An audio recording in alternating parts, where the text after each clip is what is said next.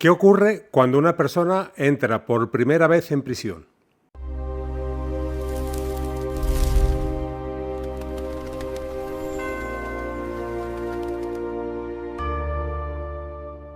Hoy quiero explicar qué sucede cuando una persona entra por primera vez en prisión para cumplir una condena y cómo se produce el ingreso, qué ocurre durante las primeras horas, qué es el peculio, quién decide el módulo y qué debemos empezar a hacer desde ese momento.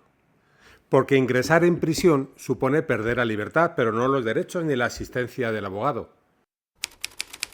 ¿Cómo se hace el ingreso en prisión? Si hablamos de alguien condenado por sentencia firme, existen en la práctica dos posibilidades. La primera es que se presente voluntariamente para cumplir la condena. La segunda es que no lo haga y termine siendo localizado y conducido por la policía o por la Guardia Civil en cumplimiento de una orden judicial. Aunque coloquialmente digamos que en este segundo caso entra detenido jurídicamente. Eso si está cumpliendo una sentencia firme y entonces ingresará como penado. Conviene distinguirlo también esto de la prisión preventiva, que es otra situación completamente diferente. ¿Qué forma es mejor? Pues hombre, siempre que sea legalmente posible y se haya coordinado previamente con el abogado, mi recomendación es la presentación voluntaria.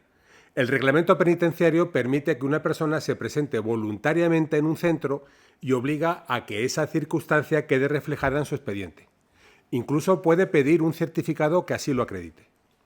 Presentarse voluntariamente evita una detención en casa o en el trabajo, el paso por dependencias policiales y una conducción que puede resultar especialmente desagradable. También permite dejar atendidas algunas cuestiones familiares, laborales o médicas antes del ingreso. Ahora bien, la entrada voluntaria debe prepararse con el abogado, comprobando la resolución judicial, la ejecutoria y el centro más conveniente por el domicilio familiar, las necesidades de tratamiento y las circunstancias de la condena. Presentarse en un establecimiento no garantiza permanecer allí, porque la Administración puede acordar otro destino, ni permite obtener automáticamente un permiso o un tercer grado.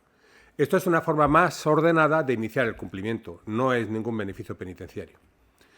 ¿Qué conviene llevar? Pues la documentación personal, la resolución u orden de ingreso si se dispone de ella, los teléfonos de la familia y del abogado escritos en un papel y si existen enfermedades, los informes médicos y una relación actualizada de la medicación.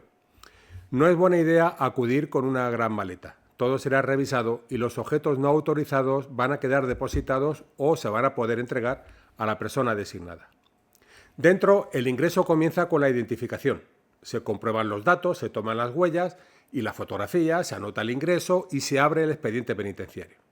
También se realiza el cacheo y el registro de los efectos, como he dicho antes.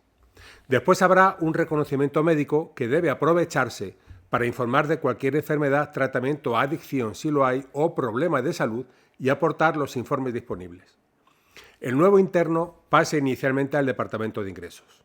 Allí será entrevistado por distintos profesionales, psicólogo, jurista, trabajador social, educador. La estancia en ingresos no debe superar, con carácter general, 5 días, salvo que existan motivos sanitarios o de seguridad.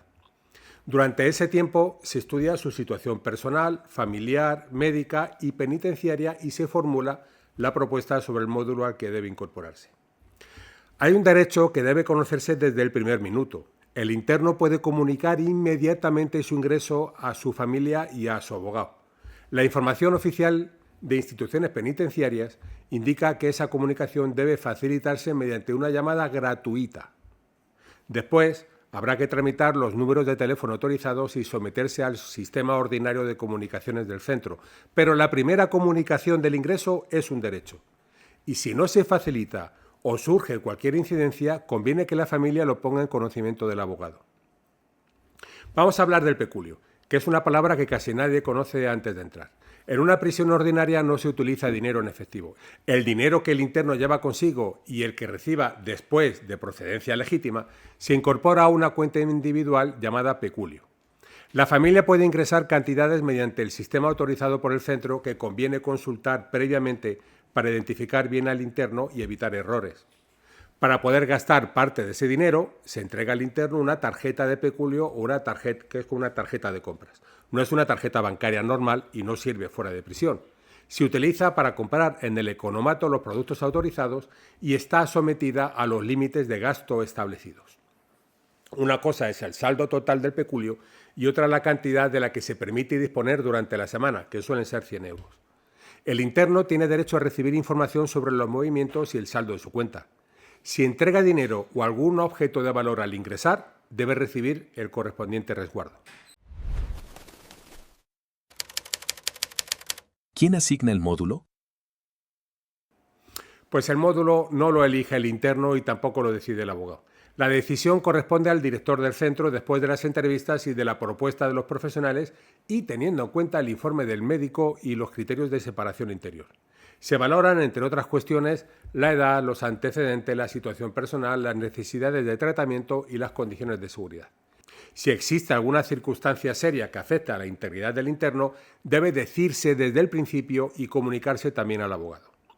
La asignación de módulo no debe confundirse con la clasificación penitenciaria. El módulo es el lugar concreto dentro de la prisión en el que inicialmente se va a vivir y la clasificación en primero, segundo o tercer grado es una decisión posterior con su propio procedimiento que va a condicionar el régimen de vida y las posibilidades de avanzar hacia mayores espacios de libertad. Tanto la clasificación como el destino pueden ser revisados y, cuando proceda, recurridos. Y aquí empieza el trabajo entre el preso y su abogado. Nuestra función no termina cuando la sentencia se hace firme ni cuando el cliente cruza la puerta de la prisión. Comienza una nueva etapa.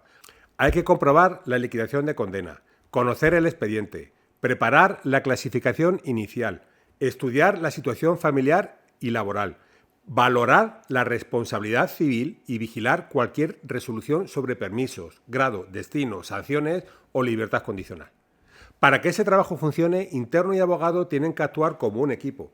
El abogado necesita que su cliente le cuente lo que ocurre, le haga llegar las resoluciones y anote las fechas de notificación. Firmar la recepción de una resolución no significa necesariamente estar de acuerdo con ella. Lo importante es pedir copia y enviarla cuanto antes al abogado, porque los plazos para recurrir siguen corriendo dentro de prisión. También hay que evitar tomar decisiones jurídicas basadas únicamente en lo que le diga otro interno, cuyo caso, aunque parezca parecido, probablemente no va a ser igual. El objetivo es hacer que la estancia sea lo más llevadera y jurídicamente controlada posible, evitar vulneraciones y trabajar para recuperar la libertad cuanto antes y en las mejores condiciones permitidas por la ley. Un abogado no puede prometer un permiso, un tercer grado o una fecha de salida que no dependan de él, pero sí preparar cada paso, presentar las solicitudes oportunas, recurrir las decisiones incorrectas y evitar que el expediente avance sin control. Por eso, a quien entra por primera vez, yo le diría que mantenga la calma, que pregunte cuando no entienda algo, que guarde copia de cuanto reciba, que informe inmediatamente de cualquier problema médico, de seguridad, de lo que sea, y que mantenga el contacto con su abogado. No está entrando en un territorio sin normas. Hay una administración que debe cumplir la ley, unas decisiones que tienen que estar motivadas y unos jueces encargados de controlar la ejecución de la pena. La prisión cierra una puerta, pero no deja el derecho fuera. El derecho entra con el preso y lo acompaña durante el cumplimiento. Esa es la idea de Canal Libera y nuestra obligación como abogados. Estar junto al cliente desde el primer día, defender sus derechos y trabajar con él para que pueda recuperar la libertad cuanto antes y en las mejores condiciones posibles. Y hasta aquí el segundo episodio de Canal Libera. Si te ha gustado, dale al like, sígueme y si necesitas realizar alguna consulta, pues no dudes en hacerla, prometo contestar. Nos vemos en el próximo capítulo, que vamos a hablar del régimen sancionador y de cómo defenderse dentro de prisión, con algún caso práctico muy curioso. Saludos, hasta la próxima.